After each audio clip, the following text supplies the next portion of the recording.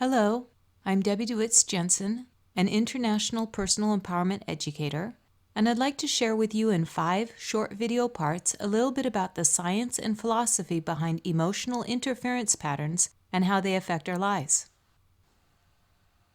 All of us experience negative or unhealthy emotional extremes at times, and at times can feel overwhelming, though for some reasons we do not yet understand. Some emotions do not resolve themselves or process completely.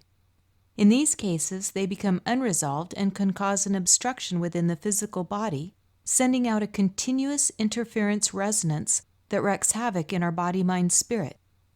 Instead of moving beyond our personal sense of betrayal or insult, or a temporary bout of grief, anger, or depression, this negative emotional energy can remain in our body, potentially causing significant physical and emotional distress. Emotional interference patterns, also known as EIPs, consist of well-defined waveform energies that move in pulse-like waves and can exert a powerful influence upon us.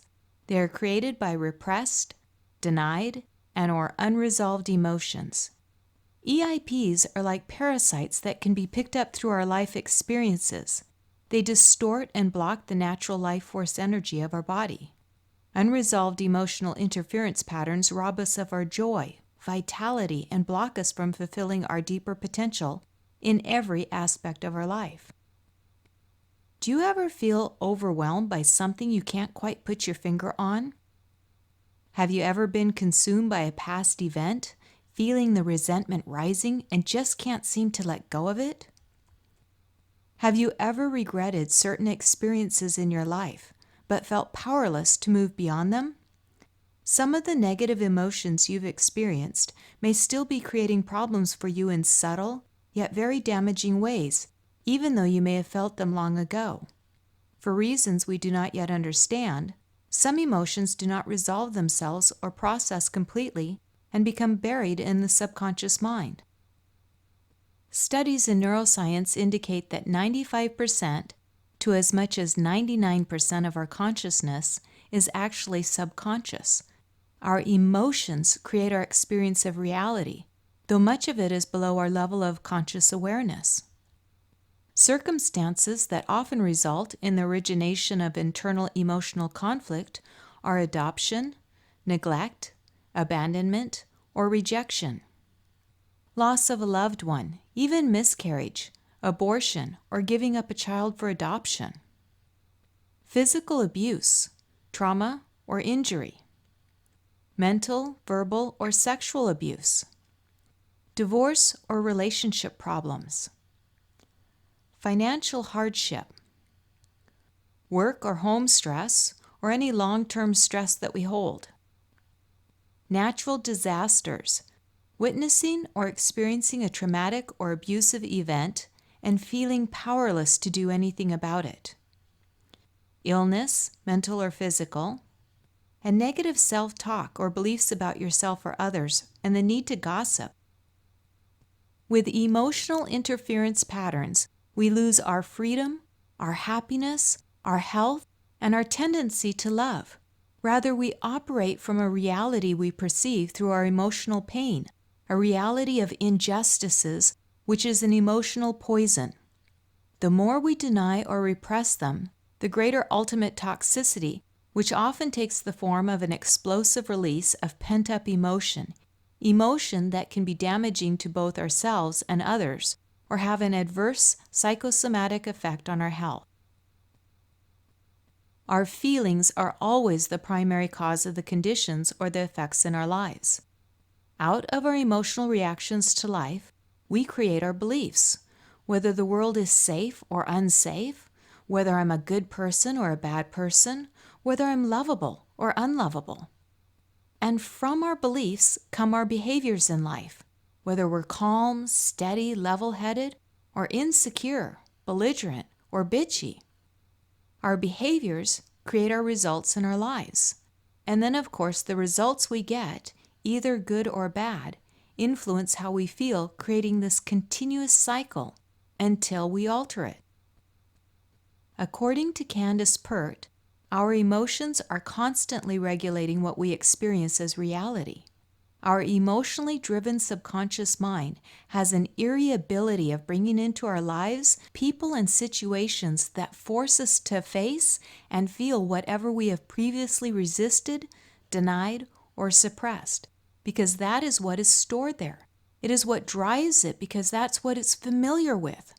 The unresolved emotions are the ones attracted into our life's experiences over and over again until we change this pattern. Feeling itself creates biological changes.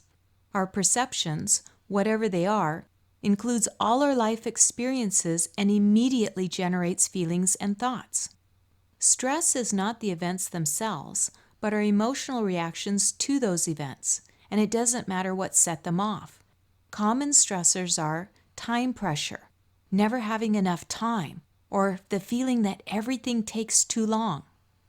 Frustration, hostility, blaming others, unresolved conflicts, anxiety, perfectionism, resentment, or the sense of lack of control.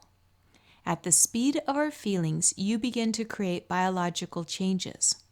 Changes in hormones, tension in muscles, respiration, and heart rate. If your long-lost friend walks into a room, there is an upwelling of feeling, and biological changes are tracking that feeling. On the flip side, if you see someone who has stressed you out, somehow you perceive that they've done you wrong in some way, there's this sinking feeling, and immediate biological changes of toxicity takes place. It is our right to resent anyone or to love anyone, but if you do it long enough, it becomes wired into your system, into your neural circuits, and highly influences your behavior. The capacity to be resentful or loving is automatic then. And we all know people who are quick to judge, accuse, quick to anger, quick to blame or feel victimized. These circuits have been formed through internal repetition. This model that we are looking at was developed by many at HeartMath Institute and research scientists. What it demonstrates for us is that any new emotion, thought, habit literally creates a new pathway. Why is this important? Because whatever you do habitually, over time, creates neural circuitry, and the way that the brain and the body are hardwired up is the way you perceive. The neurological structure underlies our capacity to access our intelligence. These circuits can open up our ways of thinking and being as much as they can close us off. What have you written there? What doesn't work for you now? Those neural circuits were developed at a time that had meaning and value, but are out of place now in terms of our fulfillment as adults. And how do you go about rewriting this? Because this is the geography of thought and feeling in a very real sense. According to Joseph Sundram of HeartMath, one of the final acts of maturing and evolving as conscious adults is rewiring any unresolved emotion that is still creating a disharmonious emotional charge in our lives. This is the end of Part 1. Please join us for Part 2 of the science and philosophy behind emotional interference patterns and how they affect our lives.